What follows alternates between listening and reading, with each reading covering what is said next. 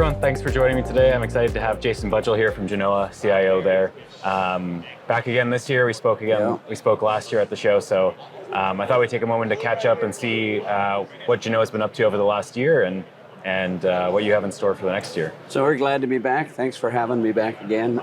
So this year has been really, for Genoa, focusing on how do we do data management? How do we deal with the data that we generate in a way that makes sense for us and our clients? But to be honest with you, it's more focused on how do we create industry partnerships. So we've taken an approach of, nobody's coming to solve the problems that the shipbuilding industry has. The people in the industry, the smaller companies, the larger companies need to start teaming up to create solutions for the industry.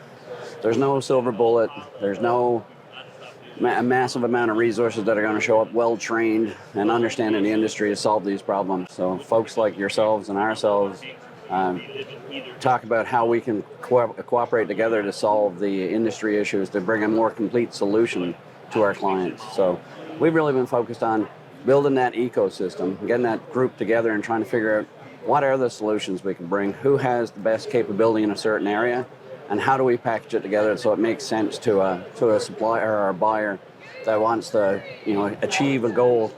You're not going to have more resources, you're not going to have more developers or designers or whatever, so you're going to have to do more with less. So creating these solutions will actually make it more efficient for people and hopefully take some of the strain off resource constraints so people don't have to find as many people as they're looking for. Yeah, you mentioned the ecosystem. What are the pieces of the ecosystem? What are you talking about there? So we're really looking at the data management side of the house. So there's so much data that's generated in the construction of the ship, as you guys know, right? So ShipConstructor contains a pile of data that's almost siloed away, right? PLM systems that the shipyards use, their ERPs, you guys in their shipbuilding PLM, those tools combined together can raise that data so people can make data-driven decisions on, are we doing the right things in the right order? Is the design on track? Is the ordering system, have we procured the right stuff in the right time frame? So really building that ecosystem of people who understand those individual pieces and say, hey, what is the complete integrated solution that we could bring? You're not going to have a full package to solve all problems, but what's the base that you can look at and say that this will actually drive efficiencies into the construction phase. And then 80% of the cost of a vessel is in the operating of it, in the ISS phase, or MRO.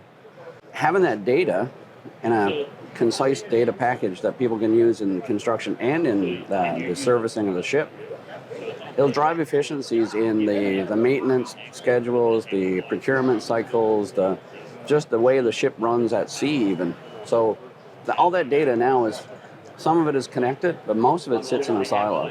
So if we can bring that data together, I think there's immense value in the construction phase, but more in the ISS phase and how this thing can be managed and maintained.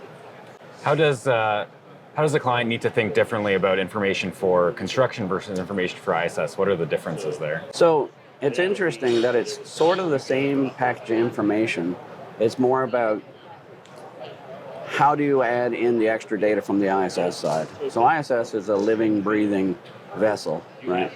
So there's maintenance requirements, there's different tasks and different scheduling that needs to be done over a longer period of time, right? So you're not bringing a ship into dry dock very often if you can avoid it. But with the construction of the ship, it's a physical location, the things are coming to it, it's a little easier to manage and maintain that way. The wealth of data that gets created in construction about all the parts, the structures, the relationships between the data, that's the real crux of the data from the construction side. But in the ISS side, it's how do you use that data now to maintain that ship, to keep it running and actually affect its operations. And then if you can look at it from a ship fleet owner's perspective, it's like a Navy or a Coast Guard or just a big corporation, they can start looking at cross-fleet metrics. How are my boats doing? How are my suppliers doing? Right? In most of these ISS contracts that I've seen, there's not a way to measure how the suppliers are doing or how the overall effectiveness of that program is on that boat or that ship. And then across the fleet, you can say, hey, this ship is doing really well on this. This one's not. What's the difference between the two, and how can we bring those best practices or what the way they're working to the other ship to make them bring them up to the level that they need to be?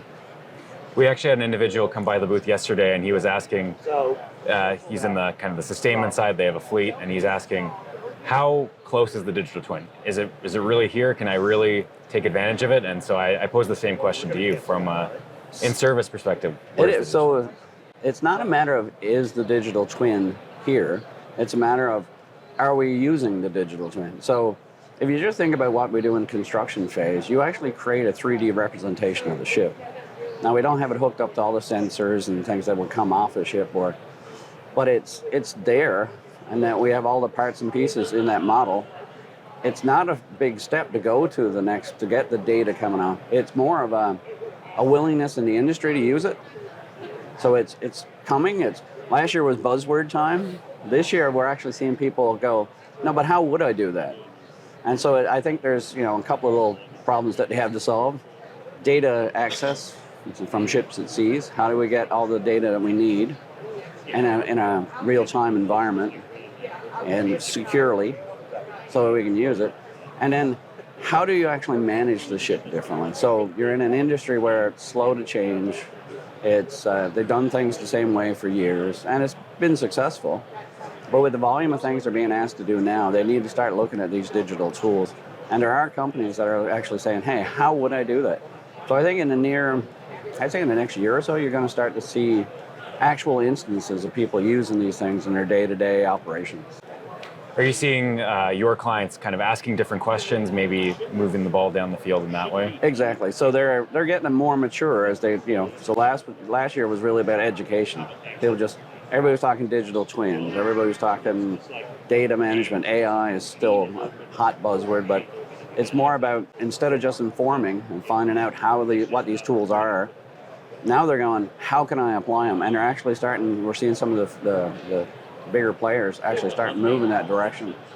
The class societies are all changing their tools to actually work with 3D models so they can do their stability testing or whatever they need to do. And as we move to autonomous ships, it's going to be even more important to have a digital twin from a perspective of you're going to do something, you're going to deploy more software, you're going to change something in the environment. You want to be able to do that before you actually put it on the ship. It's a different world, right? You mentioned AI. Is that something you're thinking about? Always. So AI for me, is good and bad. It's the one technology that I've seen where it's accessible to people who don't understand technology. So when everybody was having a big buzzword bingo on things like blockchain, right? It's going to change the world.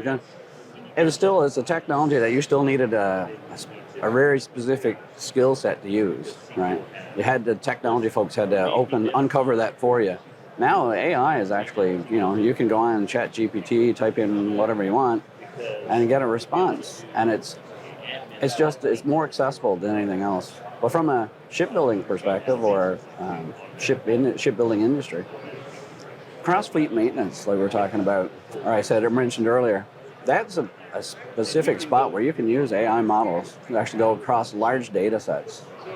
So there's applications in shipbuilding for AI today. And there are people playing with it, but nobody seriously, as far as I've seen, attacked it. You're going to have examples of models show up. They're going to be use cases that people use, but they're not going to be that efficient or effective or valuable in the next year or so. But you're going to see that trend is going to pick up as well. I'd say digital twins and AI are going to be the two big things that come out in the next few years. And so looking ahead for Genoa over the next 5 years, what's on your horizon other than AI? Yeah, well, we're building tooling now to help solve some of those problems we're talking about. Some of the inefficiencies, some of the resource constraints. So we're looking at configuration management tools. How do we take that data and have all the relationships that it needs to be able to go from construction to in-service support, build applications on top of that data to make the maintenance and management of that ship more efficient, so people on the boat or on the ship can make a decision and enter it in an iPad instead of writing it on a piece of paper. and then have that information show up at the dock side. So somebody knows, hey, there's a maintenance thing that needs to happen, there's a part that needs to be ordered, and it hasn't got to go through a communication channel, it automatically flows. So we're looking at ways we can basically give people access to the data in a way that they can actually use it. Because all this data, ShipConstructor is amazing an amount of data that has. But we need to find a way to make that presentable to the people that are actually need to use it. Unless you're a designer or you're in the bowels of ship construction, a lot of that data doesn't get surfaced. And I think you guys have done a really good job of trying to bring that up with the shipbuilding PLM, try and get that visualization going. So I think that's where we're heading down that track of how do you manage that data, right? All that data gets created. What is the best ecosystem to be in from a partnership perspective to create solutions? And then we're investigating AI and digital twins. So we're still on we started a year or two ago on a focus on digital twins and technology. And we're continuing that. And so hopefully the next year coming up, we'll start to release some tools with some of our partners and create a product that we can actually present to the industry.